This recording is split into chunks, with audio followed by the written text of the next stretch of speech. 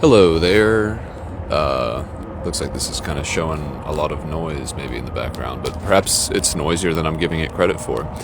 I was just looking at the map. I'll get into all of this, but suffice it to say for now, it seems like tomorrow might be a wet day.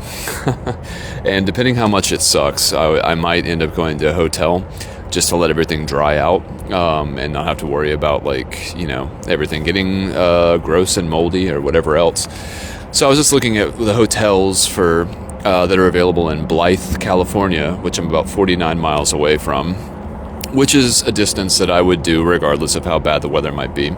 And I was just noticing that some of the hotels there are less expensive than the $27 pair of shoes that I recently bought. Well, at least nearly. I think I saw one that was $39, and I was like, damn, that's cheaper than a hostel. That must be quite a place, my dude.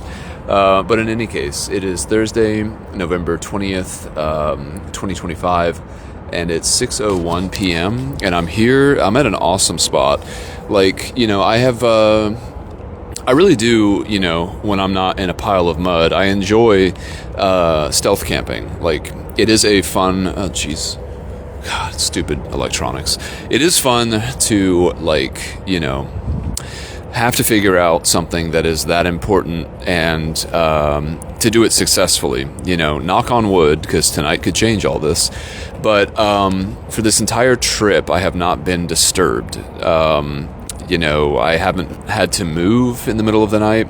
I haven't been cited by a police officer. I haven't been assaulted by a landowner, and I haven't been molested by a vagrant. And I chalk that up to having a good sense of what can be done versus what can't be done. I guess I've been able to calibrate my own intuition with testing.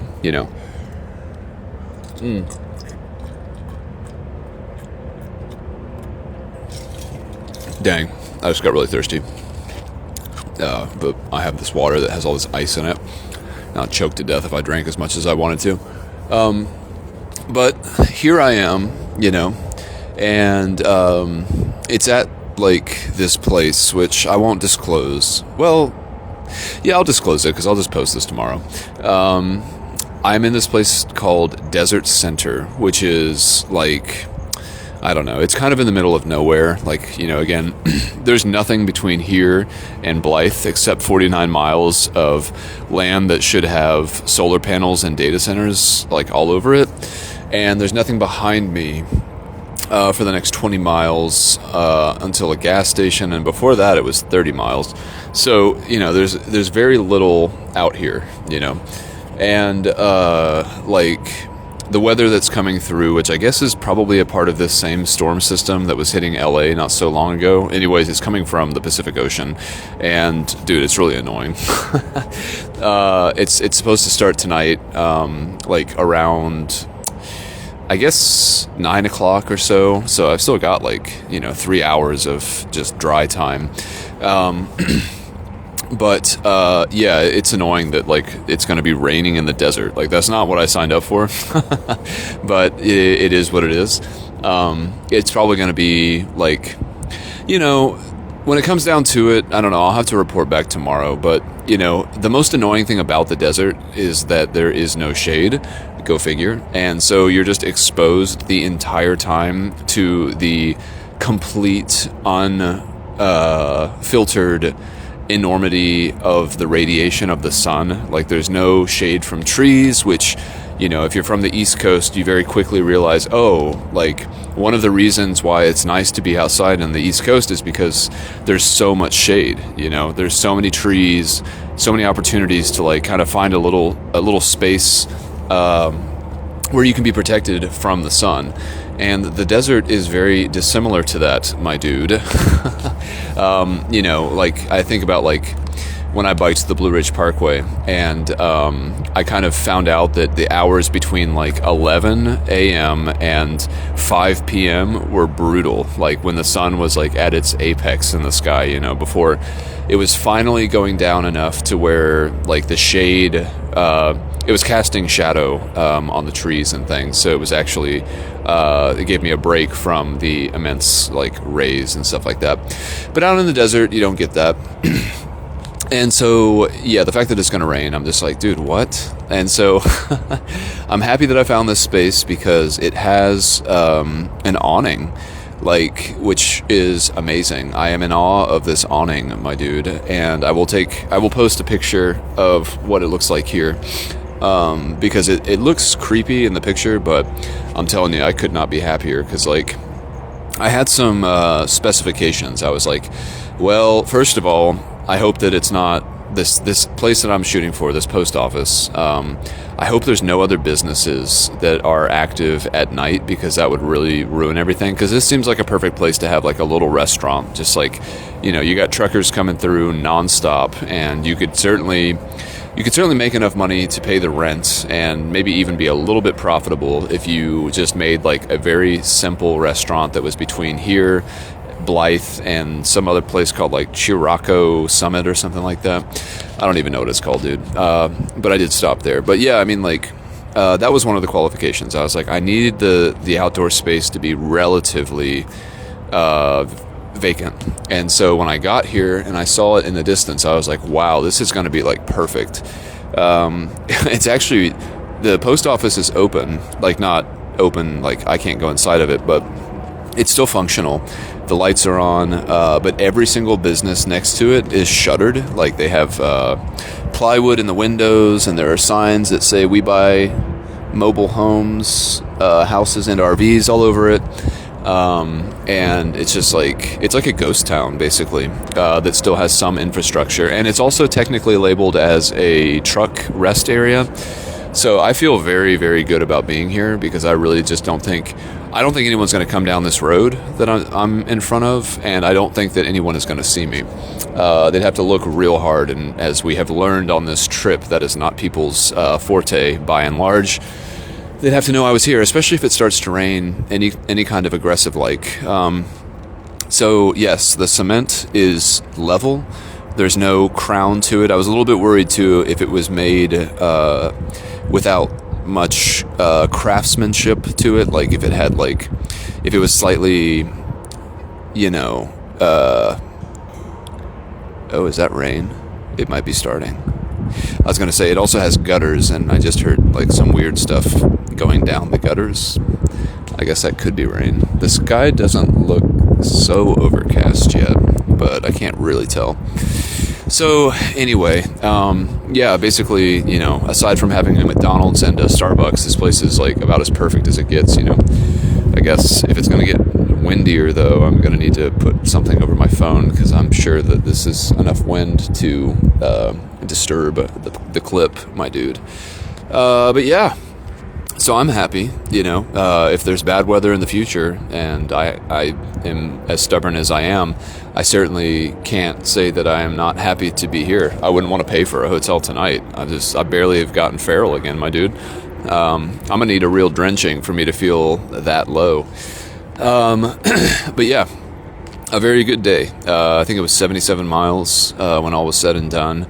And let me think. Oh man, I don't even remember where I slept. Okay, yeah. Okay, now I remember.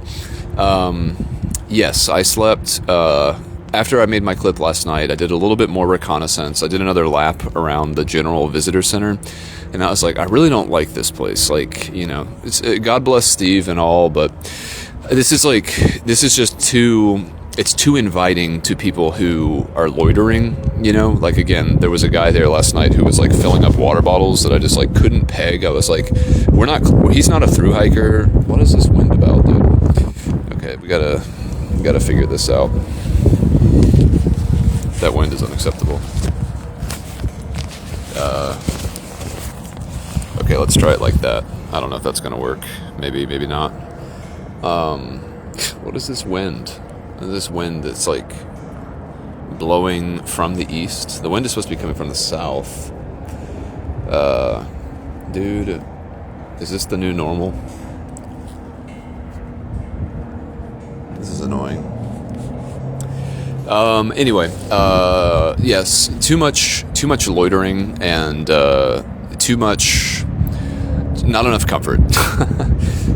Maybe I'm gonna put my hat over my phone if it starts to blow again. I don't like to do that because there's no way for me to check real time that that's not sounding worse. But for now, the breeze has stopped, and yeah, that was annoying. So anyway, got up this morning. Okay, no, so I didn't like the visitor center. So I had seen that there was like a decent little sandy patch behind the sign for the what is it called? Palm City? No, what was it called? Palm Desert? God, I don't even remember what it was called. I feel like it's some kind of famous-ish place from like movies and stuff like that, but I really can't place it. I can't remember. Palm Springs, that's what it's called. So behind the Palm Springs sign, I found a nice little nook, and I set up, and I was like, I feel pretty good about this, you know.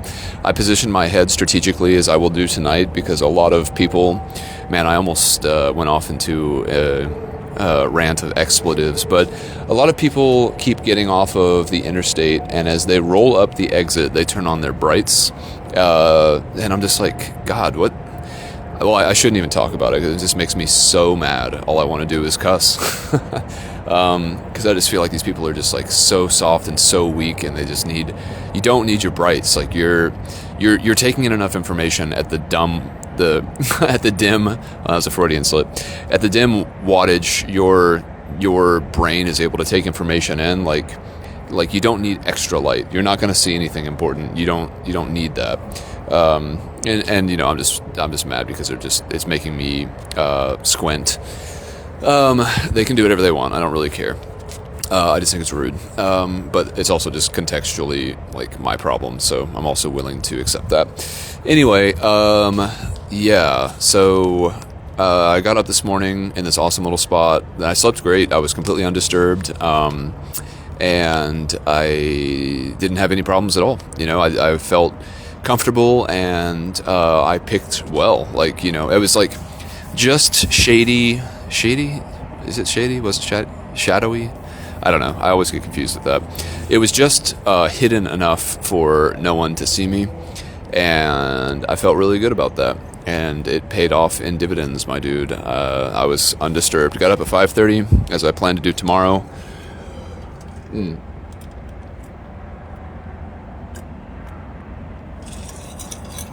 Although, getting up at 5:30, well, I will do that regardless. Based on the forecast right now, which I don't know how believable that is, it's probably going to be raining when I wake up.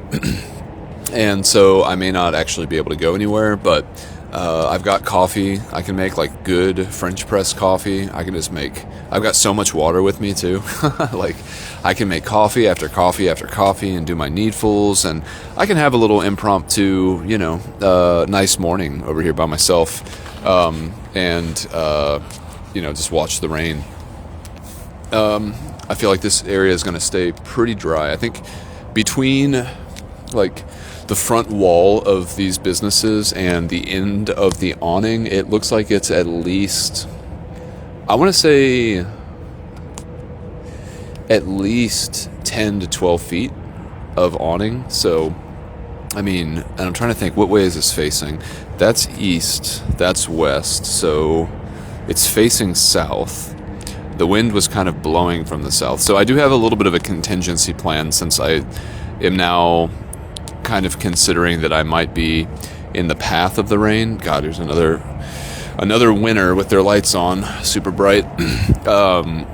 I do plan to sleep with my umbrella close to me, so in case the wind does start to blow, because like I don't really care if like parts of my gear get wet, you know, like from like the chest down, but I really would not like to be constantly having rain blow in my face. So I did realize on my way here, as I was thinking about what I would do if this awning was insufficient, I was like, well, I think I would probably just figure out a way for my umbrella to just keep my face out of the rain and then just deal with the rest of it. It would probably be a really bad night of sleep, but it would probably be endurable. You know, like I probably would be able to fall back asleep. So that's part of my plan for the evening. And what else? Well, I guess I haven't really said much else.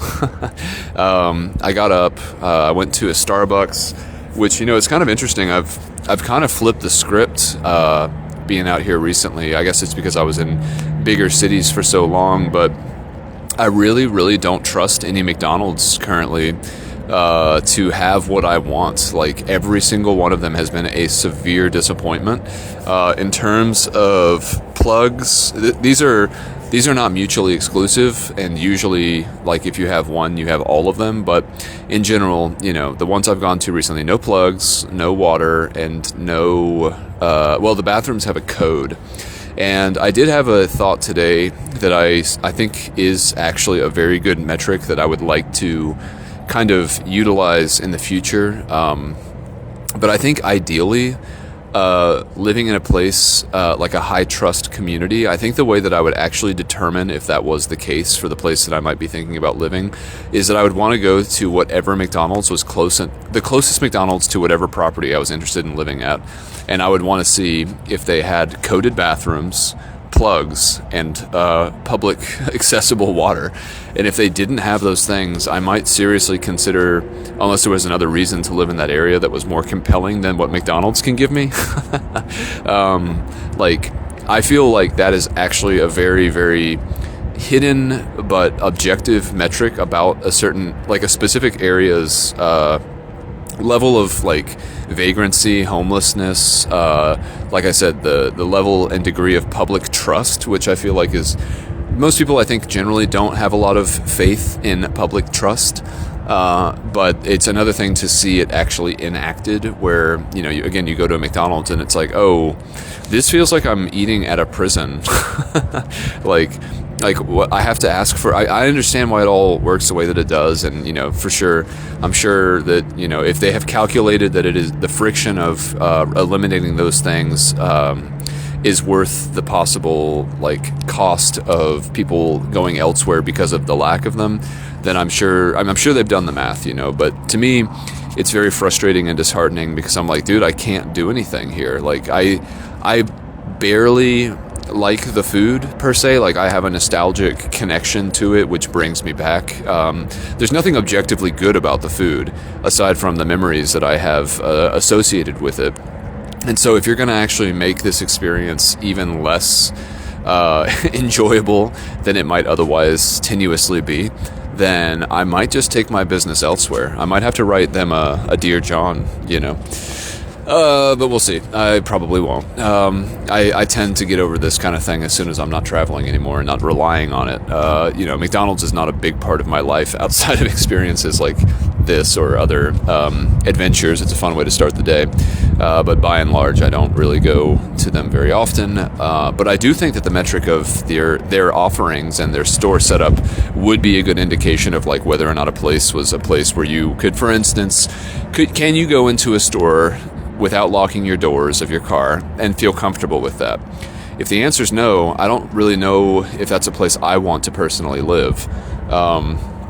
You know, I've lived in a lot of different places where people don't lock their doors and don't lock their cars and keep their keys up for their car in the car itself, which to me is just unfathomable, having grown up in, you know, suburbs of Atlanta. But there are places that do allow for you to do that without you being punished for it, you know. And so, let's see. I see a bug. I want to see if it's a tarantula. Not even close. Just a cricket, my dude. Literally, like, the most innocuous of all bugs. It's the bug that all the scary stuff gets fed to. Not even that cool, my dude. But I think I will be in tarantula territory here soon, which is kind of cool. That might throw my cowboy camping for a bit of a loop, you know. I think I'm also going through Saguaro National Park, maybe, or I think that I'll see saguaro cactuses, Texases. God, this stupid wind, dude. Oh my god. It's so random. Like, it comes, I guess it's just this blowing the storm in, but it's really annoying. I hate the wind most of the time. Although it was a nice tailwind for a lot of today, which I'm still kind of getting used to. It just doesn't feel right. Like, it is a New Game Plus situation, you know. I've talked about New Game Plus in the original Book of Moron because I felt like the second time in the Appalachian Trail for me was New Game Plus, which is basically when you beat a game and then you play the game again, but you have access to your complete weapon loadout and all the knowledge of how the game actually works, having just played it, they call that New Game Plus. And so that's how I felt when I went on the Appalachian Trail the second time. And yeah, being out here now going eastbound kind of feels like new Game Plus with the tailwind possibility, because it's just like, wow, I fought against the wind for so many hundreds of miles, maybe thousands of miles. I'm not entirely sure. I didn't really do a very granular recording of wind conditions on any given day. I just know a lot of them sucked, especially just through the desert, and that was my experience of the desert the first time I ever biked through it. It was like, God, these winds suck, dude.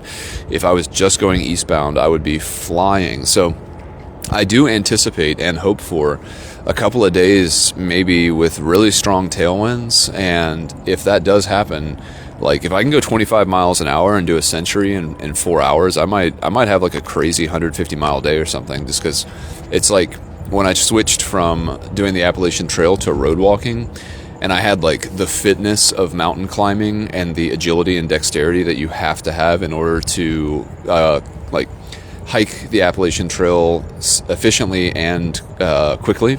When you apply that to road walking, you basically immediately get like a speed bump, and I don't mean like like a speed bump like in the road. I mean like it bumps your speed up.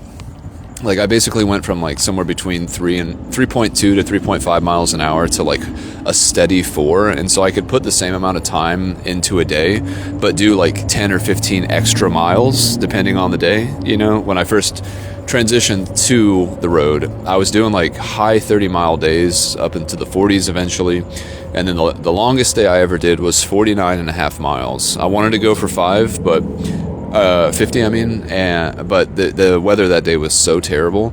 By the time I found a suitable place to actually stop, I was like, dude, I don't care if they're going to give me $1 million to go another half mile. Like, I'm done. I'm soaked. I'm cold. I had found this awesome place that was like, it was a shed that was on this field, and it had like a bunch of weird stuff inside of it, like for seasonal decorations and yard maintenance and things like that. But I was able to set my stuff up. Crazy enough, I actually set up my entire tent inside of there. That was way before I was liberated to the world of cowboy camping. But yeah, like tent without the fly. I guess I was afraid of like, mice or bugs or something. I don't even know, but it was probably a good call, all things considered. But still, just kind of funny, because like I don't think I would ever do that now. We live and learn, y'all. So yeah, have I even talked about what I did today yet? I know I've complained about a lot of things. Yeah, I went to a Starbucks, and I'm trying to remember where it was. I know it was like 3 miles away. God, I know I charged stuff there for a while. Presumably I sat there for a while. I guess, was that okay, I remember it now. In my mind, the layout of the Starbucks from this morning was so similar to the one last night that it's really hard to recall. And they're generally very indistinguishable from each other anyway, so you know what I'm saying, right? So yeah, hung out at Starbucks for a while, did my needfuls, and then went to McDonald's, because I was like, this is gonna suck, I'm sure. Like, this town is way too big to have a nice McDonald's, and I bet they're gonna have like signs everywhere that say like, don't stay here for any longer than it takes for you to have swallowed your last bite. So yeah, I didn't spend very much time there. But I did notice, and this was kind of cool, that there was an REI that was basically in town, so to speak. It was like 20 miles away from where I was. And I was like, oh, that's awesome, because I need to get some new tubes, right? I decided today that I would get 2 additional tubes, since I just got that flat yesterday. And going through this desert section, I was just like, well, I should get 2 tubes, because, if something happens and I don't do a proper replacement of all my stuff, and I go through both of my spare tubes, then I am effed, as they say. And I don't want to have that happen. And plus, I'm kind of like doing a victory lap anyway, and like I know that having an extra tube isn't going to like break the bank of like what I'm able to carry. So I aimed for REI, and I went there, had some nice conversations with the people who were working there. They were interested in what I was doing, and very supportive and nice. I also bought a pair of Superfeet insoles for my new shoes. The insoles that they came with seemed like they were really, really old, or at least just, I don't know. I don't know if the previous owner of these shoes like messed them up or if the insoles just suck, but they kept like moving all over the place inside the shoe, and that was kind of driving me crazy. Not to mention creating hot spots and just generally making my foot feel really cramped in the shoe. So I bought these new ones and the tubes, and then bid adieu to my dudes and got back on the road. Let me think. Where did I go next? I guess I was, there was another Starbucks. So I wanted to go.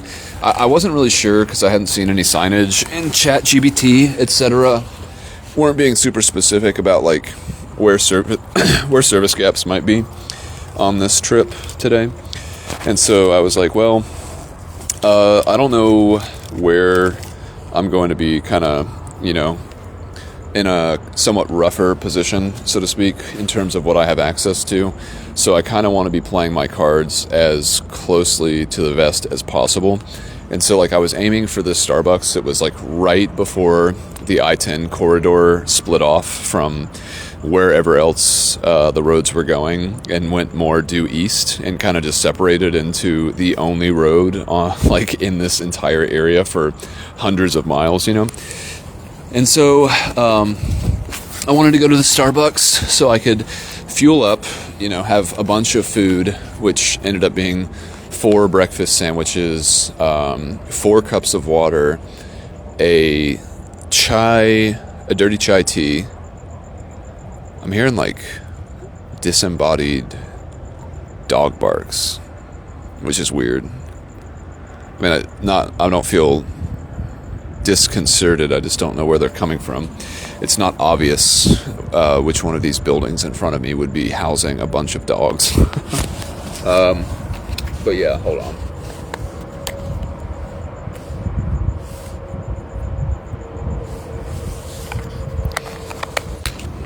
I feel like there's been a lot of gaps in this clip from me like drinking water and stuff, but hey, you get what you get, my dude. But yeah, the Starbucks was good. I was able to feel like I was very well fueled. I was able to top off my batteries on all my stuff and just kind of generally be content with the fact that whatever was coming next was going to be something that I was mostly prepared for. I have my Sawyer bag of water, which is an additional 1.5 liters. I have my a 2-liter metal can water bottle. I have my normal water bottle, which I've been drinking out of while doing this clip. I have my bidet pre-filled. I have my French press pre-filled, carrying a lot of water, like probably close to a gallon. And not for nothing, I would say that I definitely noticed that today. It was just like the bike felt a little bit more sluggish. There was a pretty good deal of elevation. I think that I must have come up to some sort of a plateau because I climbed like 2,000 feet when I left the last gas station that I went to. I guess it wasn't the gas station, it was the Starbucks. After leaving that Starbucks, it was pretty much a straight up climb for like 2,000 feet. And there was no descent after that. I've just kind of maintained something between high 1,000 and kind of just variations of that. So I'm definitely going up, towards like high desert plateaus, I guess, or something like that. And what else? I did go to a rest area in about 20 miles west of here. And again, that was I think it was called like Chiruraco. Dude, I don't even know. Not real words. Someplace 20 miles west of here. And they had a gas station, so I got a little bit of snacks there. And they had a restaurant, which I wasn't planning on eating at, but when I went in, it said that they were a coffee shop, and I was like, oh, sweet, like, I'd love to have a latte right now. That would totally set me up super well for the rest of my day. And so I went in there, and I was like, this feels more like a diner. And I would certainly, I would not call it a coffee shop. And I went over to the hostess, and she explained to me that they were going to be getting like a coffee like set up next month, and I was like, all right, noted. But yeah, for now, a joke just came to mind. I was like, I guess I'll be back when I'm having my midlife crisis or something like that. I don't know. I'll ask AI to punch it up. But yeah, so I saw that they were also serving breakfast all day. So I had an omelet, hash browns, and toast, which was awesome because I wasn't expecting to have that. And now I don't really have to worry about dinner because I'm still pretty full from that. And then it was a 20-mile jaunt to get here, my dude. And now we're here living the dream, as it were. I will say I have a lot of notes that I have not yet been able to speak on. Most of the time when I do these clips, like I'm just like not really in the mood to get as deep as I felt like I was when I was in the process of moving and grooving to my music, you know. And so I did have the thought that in the near future I might release a bonus episode of me just going through my list. Like if I'm at a cafe, I've run out of needfuls, and I'm feeling talkative and caffeinated, I might take that opportunity to like actually go through my list for some of the heavier topics that I feel like I've come to some level of clarity regarding, at least current clarity, because like if I've learned anything in the bulk of these travels, it's that well, you rise to the level of your competency at any given time. I know that the normal phrase is that you rise to the level of your incompetence, I think. Is that what it is? I think that's originally how they say it. But in my mind, basically, like, you understand your life to the best of your ability based on the tools that you have access to from the experiences that you have had and the thoughts that you have, or the reflections you've had about those experiences. And you can't really accelerate that beyond your own level of understanding and self-knowledge without having additional experiences that also build you up to that next level of experiential insight. And so I think an interesting thing that I've come to realize, at least so far on this trip, as of just today really, was that I think that I had gotten to a point in my life prior to this trip where I was feeling like, I feel like I have a pretty good grasp on how to be like at peace and happy most of the time. But I also feel like I need to test that in like a very hard, arduous way that is very different than a lot of the things I've done in the past.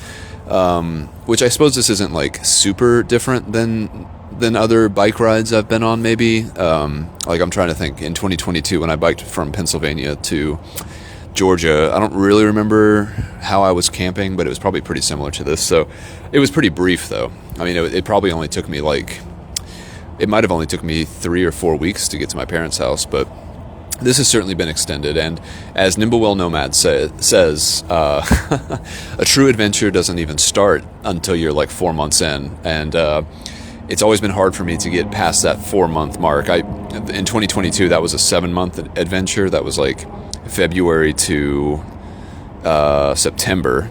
So that was the longest I was ever able to stretch one of these things out without feeling like I was going crazy or had no more money or anything like that. But yeah, I think that at this point, if Notebook LM is any indication as well, it's like I feel like I've kind of gotten to a point where I fully understand as well as I can how my philosophy on life works in this scenario. And so again, this is kind of like feeling like a victory lap at this point. Not to say that it's a done deal at all. Things could get a lot harder. And I one of the things that goes through my head a lot is that, the tools that you acquire throughout your life in order to deal with being alive, they are hardest to use when they are most necessary. And that is actually the opportunity when they're most necessary for them to be the most helpful. But it's so hard to employ them when, shit hits the fan, And so I guess like the low level stress of this kind of adventure for me is just enough for me to feel like I'm still on top of everything, like all of my needfuls, as an example. And not to become some sort of like curmudgeon, weird drifter, kind of like scary person who no one wants to interact with, that smells bad and looks mean, you know. So, what's my point? I guess, yeah, I'm happy that like I've been able to get to this point. Like, I think I get it now. You know, Alan Watts said, when you get the message, hang up the phone. And, I kind of feel like, I'm kind of at that point. I remember talking to my aunt and her family not so long ago, before this trip, maybe a couple of weeks or months or something like that before, and they were asking me why I wanted to go out and do something like this again. And I was just like, well, you know, the thing about it is, like, I have no idea what kind of person I will be on the other side of this kind of adventure. And every single time I've gone out on one of these adventures, I would have never been able to predict what the outcome would be. But every single time, it was so much better than I could have imagined that I know it's worth it, you know? And so, yeah, that's just been great to be aware of, especially before it's even over, so I can actually appreciate the fact, you know? I am grateful for that, no doubt. And yeah, here I am, my dude. I've been rewarded by the universe. There are very few cameras at this place, and I'm pretty sure that they both point towards the post office, I would assume. So I really have no qualms about being here. I feel safe. I feel secure, both from weather and people alike. Although, God, dude, will you please turn off your lights? So annoying, so rude.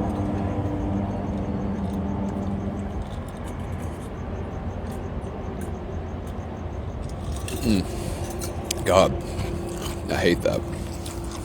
I hate it so much. Dude. So, having said all that, come on, what are you not opening up? I have a bunch of notes. Geez, let me see. I can definitely do some of these. Okay. Here's a thought I had today. Just bluntly putting it, I aspire to the indifference of nature. I was having this fantasy earlier. Fantasy is like a weird way of describing it, but that's kind of the most accurate way I can think of to kind of characterize it. But my sibling, they worked for an Outward Bound program, you know, so like they take like, I don't know, disenfranchised youth or people who are struggling with something in society, and then they make them go camping for a long time until they get better, which I think is probably very effective, but also it's pretty thirsty work, you know. My sibling certainly had a lot of stories about it, and it was quite an experience, and not one that they seemed like they wanted to repeat or would suggest to others, and that definitely mirrors other people I know who have done similar kinds of like wilderness therapy. And so I was imagining what I would do if I was in that situation, which probably wouldn't actually be what I would end up doing, but I was just thinking that I would be like really like a drill sergeant, really, just like, you know, telling people that, like, you know, their problem is that they've become too selfish, and they really have internalized the idea that the whole world like exists to serve them. And, you know, these kids are coming from a variety of different backgrounds that are extremely difficult and sometimes tragic, and so this would obviously not be a one-size-fits-all. And this is not necessarily how I would actually act, but it was the role that I played in the fantasy. It was a little role play, my dude. And I was just thinking, I was like, you know, the whole thing about like nature is its indifference to any kind of human endeavor. Like, the weather doesn't care about you, animals don't care about you, rocks that separate from larger masses and fall down and smush you, those don't care about you. It's crazy because it's not personal. And I think that that's crazy cool. That kind of indifference where like nothing is personal, it just is what it is. Like I just like that. I aspire towards that level of indifference, but not so much so that it like disconnects me from people. I think that if you really think about it, it's actually the best way to connect with everyone. And again, my clip last night with Steve, talking to him, I was just like, damn, this guy is like down and out, you know, like he's definitely talking about some pretty heavy stuff, and he's really drunk. He had like I don't know, he talked to me for about an hour, as I mentioned, and it seemed like he had about a 10-minute thought loop, and he would start over.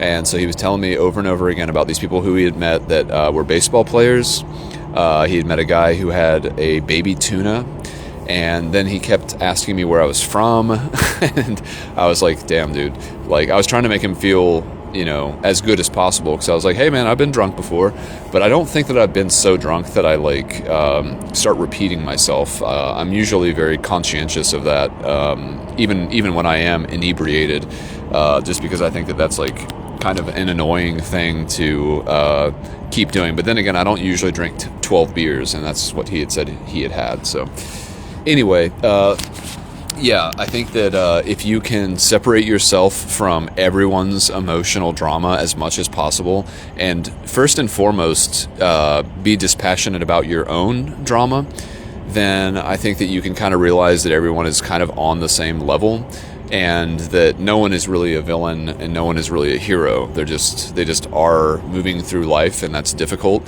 and they have the same kind of hardware for, you know, experiencing emotionality as everyone else, by and large. And at the end of the day, that hardware is a similar set that is shared amongst all mammals, and it is heavily bent towards anxiety, because anxiety will keep you alive much more than passivity will.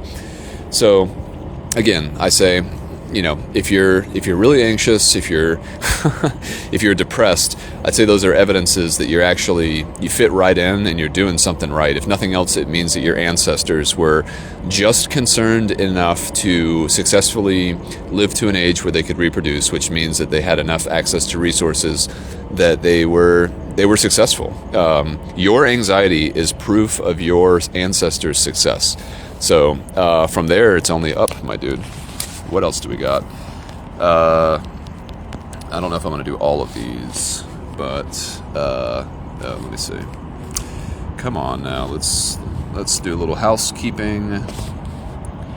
I do want to throw my monthly statements from my bank into some AI here soon, and create some graphs to see how much spending. Primarily, I want to see how much I spent at McDonald's and Starbucks, because I was thinking it's a funny kind of metric to think, like, if the only detail that I gave someone initially about this trip was that in the last 3 months I spent $8,000 at Starbucks and McDonald's, I think that's a funny opener, like to kind of frame this whole thing, because it's like, it's crazy, because like if I heard that, I'd be like, that sounds like a waste of money. But if you think about what that actually has meant for me in this context, that has been the fuel for this to be successful. And I know that a large portion of the money that I have spent out here has been toward food and drink. And you know, I haven't had a sip of alcohol at all this entire time. I don't think that would drastically improve the margins considerably, because again, I typically go to grocery stores when I would get alcohol and beer and stuff like that, wine, etc. And that doesn't really tend to be exorbitantly expensive. And again, as someone who typically has done things that way, anytime I would go out to bars, I would always be like morally offended by how much the upcharge was. I was just like, why exactly is this twice the price of, like, if not 3 times the price of a single beer? I mean, I guess I could do the math. I guess each beer, roughly speaking, is about $2 each. And then if you're spending $7 on a beer, I don't even know, dude. But yeah, that's like, it's so criminal. Like, the only time I really felt good about going out to drink was if I went with somebody and could take that opportunity to like buy them a drink, just as a gesture. But by and large, dude, I don't like going out to drink. That's like, logistically too, it's like, okay, so now you're somewhere else and you're drunk. That sounds like a really bad idea. So let's see what else.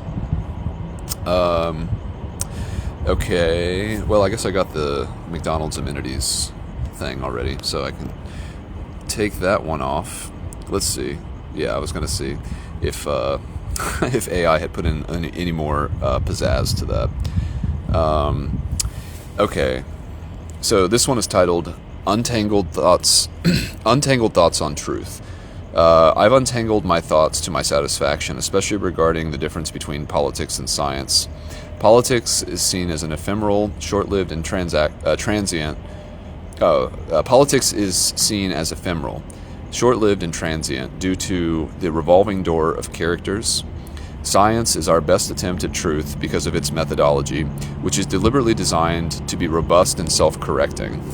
That's pretty close to what I had said, although I thought with science, the way I phrased it was that any flaw in its methodology was by design, which is just to say, like, if there's bad data, then that means if you can't reproduce it, then the bad data will be trumped by new data. Like if you have an experiment and you have results, it's peer reviewed, and then people can also redo those experiments, presumably, and find the same results. But if that's not the case, then that stuff kind of gets taken over and thrown out by new and different data.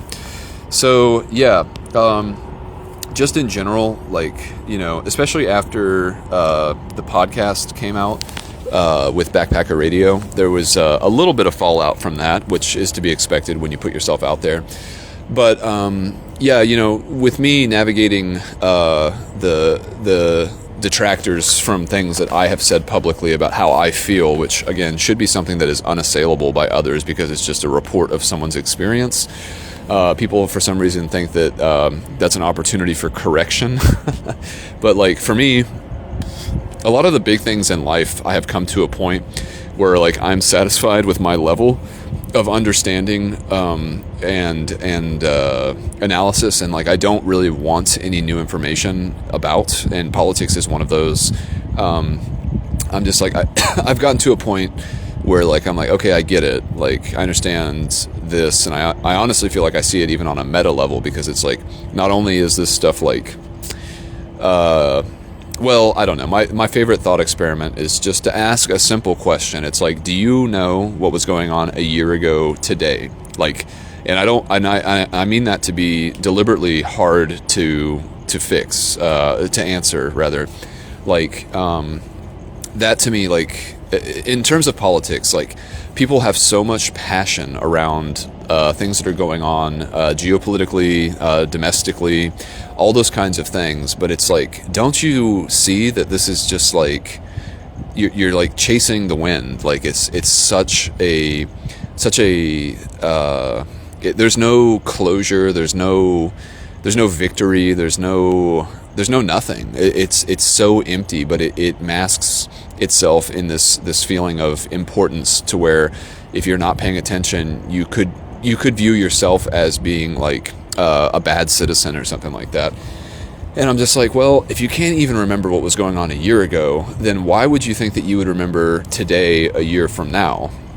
And if that is the case, then how important could any of these things really be? Of course, there are standout things Pearl Harbor, I don't know, what else, 9/11, other things, things that certainly have staying power. But just the daily, I don't know, Fox News was on at this restaurant that I was at earlier today, and I don't know what they were talking about, but it was two people. And I was just man, this, whatever they're talking about, I bet they're just framing it in such a level of importance. And you can't even start to count down the clock until something else takes its place and people move on, and outrage takes a completely different form. I can do without that. That is a complete waste of time, in my opinion. And the cognitive load that it occupies inside of my mind could so much better be used for thinking about myself, thinking about how to be a better person to others, thinking about creative things that I want to put into the world, enjoying my music, even just getting another cup of coffee. There are certain things that I can't even begin to express how little they mean to me. And politics is one of them. So, roasted. What else? There was another thing. Okay. This, I think, will be the last one. Is this my little cricket friend? What's up, dude? You better get out of here. You're like pretty low on the totem pole, my dude. I bet there's a tarantula out here somewhere just waiting to gobble you up. Yeah, anyway, though, this one was kind of cool because I don't know why I was thinking about it, but I'm going to read it and then I'll talk about it. So, our modern healthcare system comes out of a time of scarcity when you wouldn't go to the doctor until you were already very sick. So, I was having a thought today about the medical industrial complex. And, you know, a lot of people like to talk about how there's like sick care, not health care, and all these kinds of things. And I didn't really like how that was framed because it makes the healthcare system seem like a villain. And that just seems like a counterintuitive way to frame something that is supposed to be the only option for when you are no longer healthy. And so I was like, well, okay, let's think about this historically because, again, you know, people, we get very wrapped up in the moment and we don't have a very long view when it comes to history. Again, we can't even remember what happened a year ago. And so, you know, if you take the United States from the time of its conception, I asked ChatGPT, I was like, when did the idea of preventative care like first make an appearance in the United States? And according to it, it was the late 1800s, and it was some sort of it was a military effort of some kind, where they were actually doing something that was like encouraging people to go to the doctor proactively rather than just waiting until you have like this huge abscess that is undeniably something that could threaten your health, you know? But, you know, like, that was the model up until that point. Like, because I was thinking about this movie that I'd watched with my family friend in Laguna Hills area. We watched the movie Unforgiven, which is a Clint Eastwood movie from 1992. And it takes place in the Old West, as you can imagine. And there's a lot of violence, as you can imagine. And I was thinking, you know, there was a doctor as well, but like they would only come in and like help these people after they had been shot and like, you know, damaged and all this kind of crazy stuff. And I was like, well, yeah, like how many people, you didn't have like a primary care physician, like you wouldn't go to the doctor's office to get like your blood work done because they didn't even do blood work back then. So, you know, the modern health system of the United States didn't really get going until the 1920s. That was the second instance that I saw, according to ChatGPT, that people were starting to be encouraged to go to the doctor proactively. And so, again, it comes out of this scarcity mentality, and it makes sense that it's been profitable up to this point, and that people generally like are displeased with it. And this is something that I know that AI will fix. I was looking, I don't remember either one of the people who I saw this. This was an Instagram post from Anthropic today. Anthropic makes Claude, the AI, what do you call it? The frontier AI model. And Anthropic is a lot more ethically, like, oriented, I guess you could say, compared to like OpenAI or maybe Google. Like they're trying to make AI that is safe and helpful for humanity first and foremost, rather than like being some kind of a profit engine or I don't know, something that's like just all about hype. So it was like the CEO or somebody like that from Anthropic talking to this guy. I can't remember his name either, but he's a big time interviewer for like NBC or CNN or something like that. He's that guy who's got like gray hair. He looks kind of young. I know his mom is like a famous actor, but I can't think of it. Something Anderson. Doesn't really matter. But they were talking about how like AI is basically going to cure all disease. And I'm like, yeah, that's what I'm talking about. Like that is definitely going to happen. I hope it happens in my lifetime.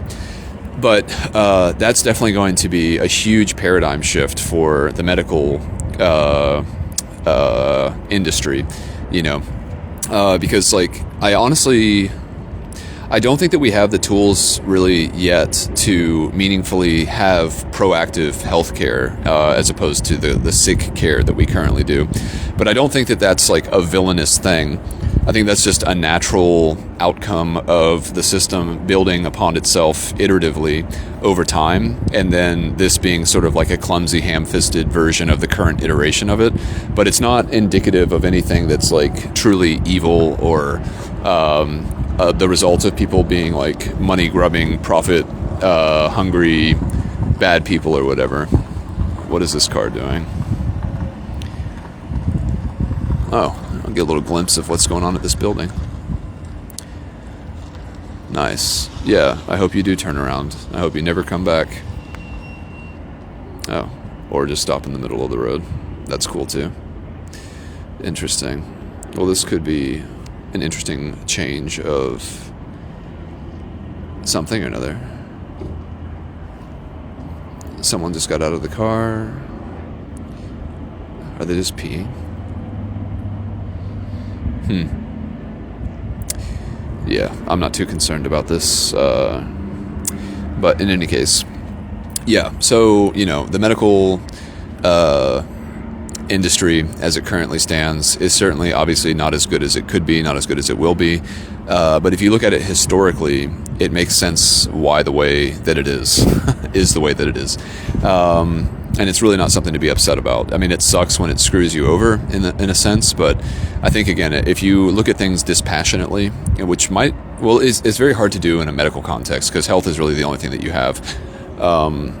So I understand all that, but I'm thinking in the positive, abundant framework kind of way, and to me things just make more sense. If I can change anything from villainy and maliciousness to a more even-handed explanation, I prefer that because I think we are, products of nature, and I don't think that nature is malicious by nature. But in any case, it doesn't really matter. I'm sure I would have been more specific about this when I first had the thought. But yeah, here I am. And, it's funny because this kind of reminds me a little bit of being like in San Francisco, because, I camped at the Marin Headlands Visitor Center because it was 11 miles outside of San Francisco, and it just felt a lot safer because I was just like, no bad person is going to be able to get me because like a bad person, part of their badness, so to speak, and I know I'm kind of contradicting myself here by calling someone bad if I'm saying that people are not inherently good or bad, but someone who might want to do me ill, like the fact that I'm 11 miles outside of the city, and like if you were just a homeless person out here, you would never survive. And I didn't see a single vagrant person while I was out there, except for myself every time I looked in the mirror. And I was just like, yeah, man, like this is how you purchase safety. Like you go farther than the average person will go, and then that guarantees that for me at least, I will sleep well. So I am like, 20 miles from the nearest town from the west, and I'm 49 miles from the nearest town going east, and I don't even know how far the nearest town going north is. I don't think there's anything south of here. I could be wrong. Let me see. Am I wrong about that, my dude? I probably am. I'm not that close to the ocean. Am I? Let's see. Yeah, there's a whole bunch of nothing out here, my dude. Well, there is something. Brawley. I wonder how far Brawley is. Let's see. I mean, I'm pretty close to Mexico at that point. Yeah, 116 miles south is the first town. And then, what is there north of me? Nothing. Yeah, dude, that's what I'm saying. This is probably going to be one of the best undisturbed sleeps I might have for the whole trip. And I did just feel a little bit of a raindrop, so certainly going to keep my umbrella handy for the evening. And yeah, kind of looking forward to an interesting morning. I might make really good friends with these post office people. It's a shame I don't have anything to, well, they usually do sell like blank cards, like with, they might have even, I don't know what they might have. If I get really bored, I can just write people letters, and that's a fun thing to do because like if you write a letter about something that you're ruminating on, then you can kind of get it out of your system and make your rumination productive, so if it does suck tomorrow and the rain just won't stop and I'm just here for hours and hours not doing anything, if I write that down 4 or 5 times, I bet I will be bored of that by the time I'm done, and I'll just be like, okay, well, this is what it is. And writing those letters got me to the point where the rain is a little bit less bad than it is, but we'll see. It's only predicted to be like a half inch tomorrow, so I don't know what that's gonna actually mean. And yeah, other than that, I'm ready to kind of call it for the evening and start getting a little cozy and figure out the best place for me to bed down for the night. You know what I'm saying? I think you do. So with that, nearly an hour in, let's wait. I don't think I've done a clip that has been more than an hour before, so I'm a little bit tempted to wait another 17 seconds or so. What else is there to say? There was some invocation that I wanted to give. I think it might have had something to do with like the New Game Plus thing, like what's your New Game Plus, but it seems like that's not quite right. So anyway, we've hit an hour, so I'll leave it there. I'm glad that I was able to talk tonight just by myself and not spend some of my more productive time. Well, I shouldn't say it like that. I'm glad that I didn't have to share my thoughts tonight. I'm glad that they got to go funneled into this directly, and there were no other people here for me to talk to first because I was in a talkative mood.